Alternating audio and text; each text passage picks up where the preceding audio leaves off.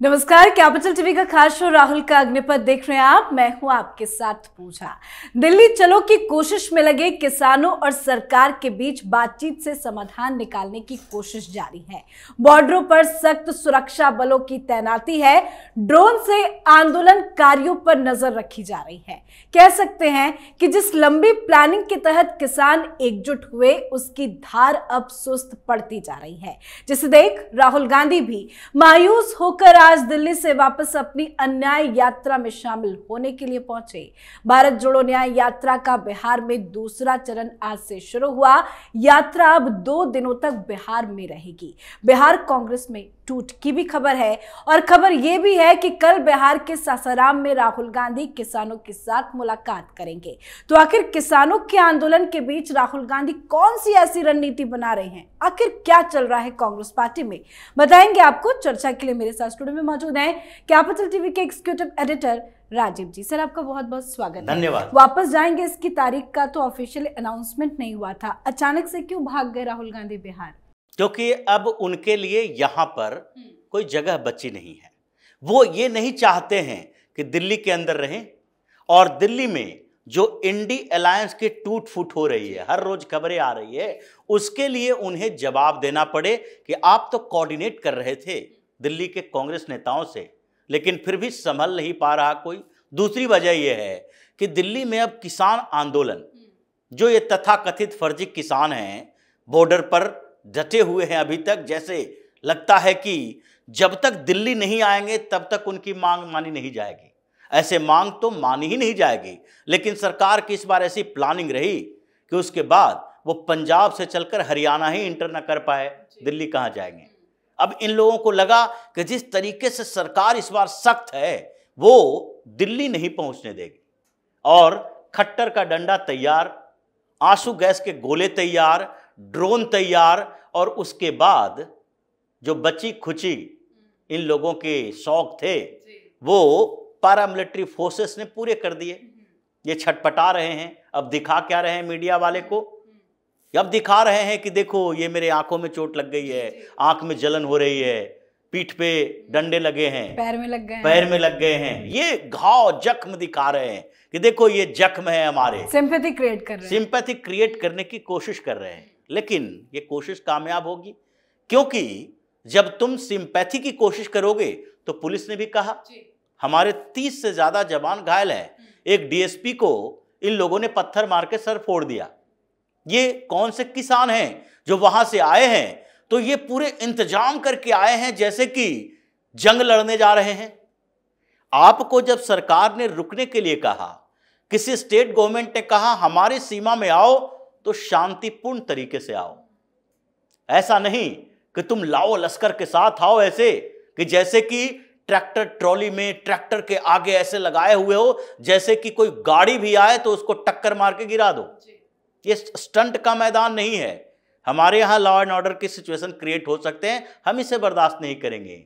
ये हरियाणा के गृह मंत्री अनिल विज ने साफ तौर पर कहा, हम ये गुंडों को अपने राज्य से जाने का अधिकार नहीं दे सकते। तुम्हें जाना है, शांतिपूर्ण तरीके से झंडे लो, पैदल मार्च करता हुआ निकलो, पुलिस रहेगी तुम्हारी सुरक्षा में, इधर उधर मत जाना। लेकिन कोई तो शांतिपूर्ण तरीका नजर नहीं आ रहा है। नहीं आ रहा तो इसलिए जाने नहीं दिया जा रहा। अब क्या लगा? अब राहुल गांधी जो 2-3 दिन से सेटिंग कर रहे थे, और उससे पहले जो इनके चेले चपाटे रणदीप सिंह सुरजेवाला, भूपेंद्र हुड्डा, दिग्विजय सिंह, ये सारे को सारे नेता जो सेटिंग गेटिंग में लगे थे, उनकी पोल पट्टी एक दिन में खुल गई। अब जो किसान तथाकथित किसान नेता हैं, वो बातचीत के टेबल पर आने के लिए तैयार हैं।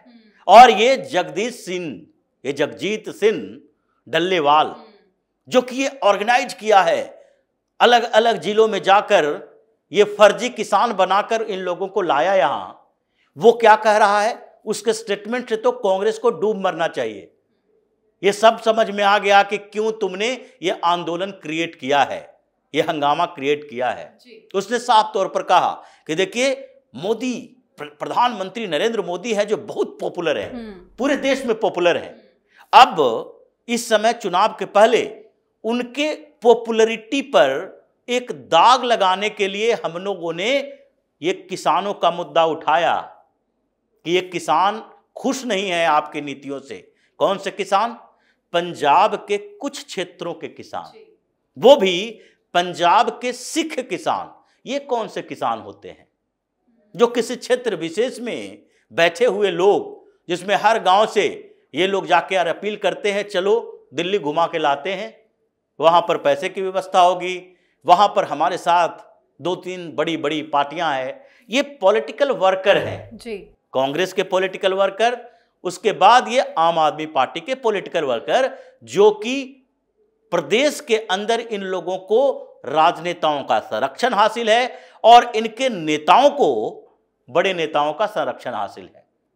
जो ये बड़े बड़े किसान नेता अपने आप को कहते हैं वो ज्यादातर वामपंथी और कांग्रेसी हैं, और वामपंथी कांग्रेसी अब अलग रहा नहीं, ये दोनों एकजुट हो गया है। तो ये लोगों ने सोचा कि हम ऐसा माहौल बनाएं ताकि पूरे हिंदुस्तान में लगे कि पूरे हिंदुस्तान का किसान नाराज है पीएम मोदी से। ये किसान हिंदुस्तान में कौन है? ये जो कांग्रेस कर रही है, यही भूल अंग्रेजों ने की थी। अंग्रेजों को ये समझ में नहीं आया कि हम किसानों के साथ क्या करते हैं, मजदूरों के साथ क्या करते हैं, सिपाहियों के साथ क्या करते हैं। हमारे देश में अगर पीएम मोदी को 50% से ज़्यादा पॉपुलैरिटी है, ज़्यादा वोट मिलते हैं, तो ये समझ लेना चाहिए कि हर व्यक्ति जो वोट दे रहा है वो किसान ही है। हर व्यक्ति हिंदुस्तान का या तो सीधे तौर पर किसानी से जुड़ा हुआ है, उसके घर में खेती होती है, या फिर वो इनडायरेक्टली जो फैक्ट्री में भी काम कर रहा है उसके संबंधित कृषि मजदूर हैं। ये जो किसान मजदूर आंदोलन ये लोग चलाता है, इन लोगों को समझना चाहिए कि अगर उन लोगों को तकलीफ होती तो पूरे देश के अलग अलग हिस्सों में, कम से कम दिल्ली नहीं आता, अपने अपने क्षेत्र में, अपने अपने राज्यों में तो प्रदर्शन कर सकता था। कहीं तो कुछ नहीं है। सिर्फ और सिर्फ ये सिख किसान जो हैं वो यहाँ पर आए हैं, और इनके तरीकों को देखिए। जब ये हरियाणा के बॉर्डर पर पहुंचा है और वहां पर ट्रैक्टर से तोड़ रहा है बैरिकेडिंग को, लग रहा है कोई ट्रेनिंग लेके आए हैं और उसने अपने चेहरे ढके हुए हैं। तुम्हें चेहरे ढकने की क्या जरूरत है? तुम जम्मू कश्मीर को उन पत्थरबाज आतंकियों की तरह क्यों दिखते हो? तुम खालिस्तानी आतंकियों की तरह क्यों व्यवहार कर रहे हो? तुम्हें प्रेशर, दबाव डालने का अधिकार है। वो अपने संगठन, अपने लोगों को मजबूत करके संकेत दे सकते हो। लोकतंत्र में यही होता है। और उसके साथ ये राहुल गांधी खड़ा है, कांग्रेस कह रही है भाई किसान उद्वेलित हैं, परेशान हैं, और पीएम मोदी इन लोगों की बात नहीं सुन रहे। खैर, आप जो बार बार कहते हैं कि इन लोगों को किसान नहीं कहना चाहिए, ये बिल्कुल सही है, क्योंकि हरकतों से तो यही नजर आ रहा है। राहुल गांधी दिल्ली में किसानों से मुलाकात करने वाले थे, ऐसी खबरें भी सामने आई थी। लेकिन अभी की जो ताजा अपडेट है और जो खबर है वो ये है कि सासाराम में राहुल गांधी किसानों से मुलाकात करेंगे। क्यों मुलाकात कर रहे हैं? बार बार किसान किसान क्यों कर रहे हैं? मोदी सरकार को किसान आंदोलन को लेकर क्यों घेर रहे हैं? क्या है राहुल गांधी की रणनीति? देखिए, ये तो इस समय ऐसे फ्रस्ट्रेशन के दौर में कि इनको समुदाय वर्ग और प्रोफेशनल वर्ग में अंतर ही समझ में नहीं आ रहा। ये बिहार जाएंगे, बिहार में किसानों से मुलाकात करने की बात कर रहे हैं। इनको किसी ने बताया नहीं कि बिहार के अंदर सबसे सुखी संपन्न किसान जो है वो सासाराम के क्षेत्र का है। सासाराम को धान का कटोरा कहा जाता है।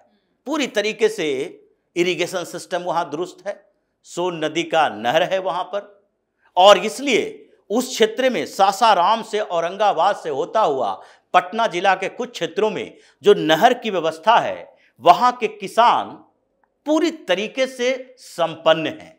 और उन्होंने आज तक ये हंगामे वाले डिमांड नहीं किए। वहां पर पैक्स का सिस्टम है, कोऑपरेटिव सिस्टम सरकार चलाती है, उसके चुनाव होते हैं। ये मंडी के दलालों की तरह वहां काम नहीं होता। जैसे ये पंजाब में, हरियाणा में मंडी में बैठे हुए कुछ दलाल हैं जो पूरे एमएसपी का डकारा खाते हैं। ये किसान जाकर उसको अपनी फसल बेचते हैं और वो एमएसपी के रेट पर सरकार को बेचते हैं। ये दलाल हैं, मीडिएटर। वहां दलाल नहीं है, पूरी तरीके से कोऑपरेटिव सोसाइटी है जहां पर एमएसपी निर्धारित होती है सरकार की तरफ से।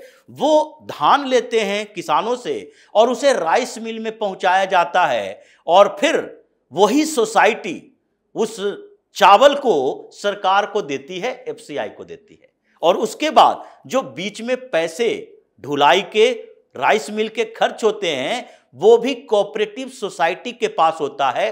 क्या राहुल गांधी इस पर बात करेंगे? जी। राहुल गांधी को समझ नहीं आता कि किसान होता क्या है, फसल कैसे उपजती है, उसमें खर्च कितना होता है और उससे इनकम कितना हो सकता है, ड्यूरेशन क्या है। किसानों की आमदनी की बात करते हैं।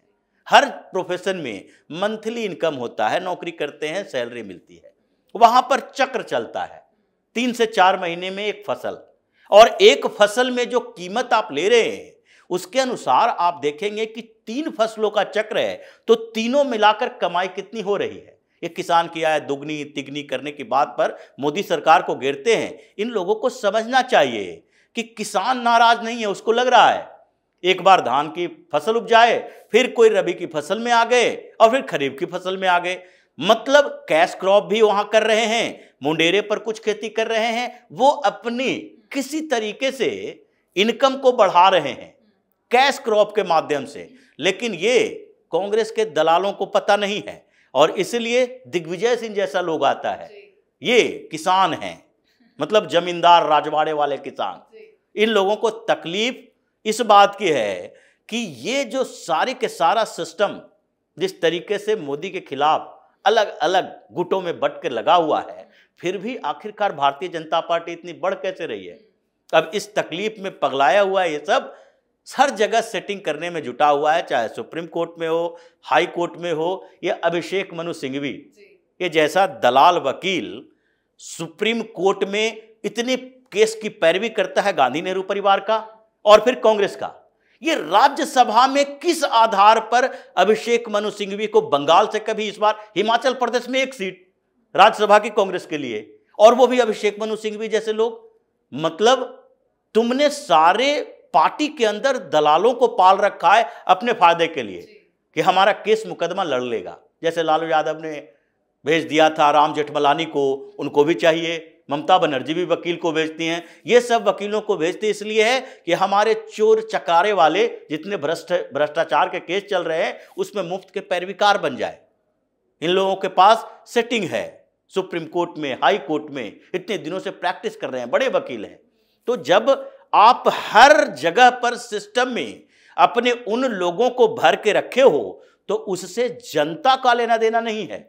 तुम डिस्टर्ब कर सकते हो, हरा नहीं सकते हो, और यही कांग्रेस के साथ हो रहा है। इसका दुर्भाग्य है राहुल गांधी जैसा नेता अभी कांग्रेस को लीड कर रहा है। बिल्कुल सर, बहुत बहुत धन्यवाद समझाने के लिए। धन्यवाद। तो किसानों के आंदोलन के समर्थन में पूरी तरह से राहुल गांधी खड़े हैं, और तो और जो किसानों ने भारत बंद का ऐलान किया है, कांग्रेस पार्टी उसका भी समर्थन कर रही है। अब कल किसानों से मुलाकात करेंगे राहुल गांधी। देखना होगा बिहार में अब क्या नया हंगामा होता है, राहुल गांधी क्या बड़ा हंगामा खड़ा करते हैं।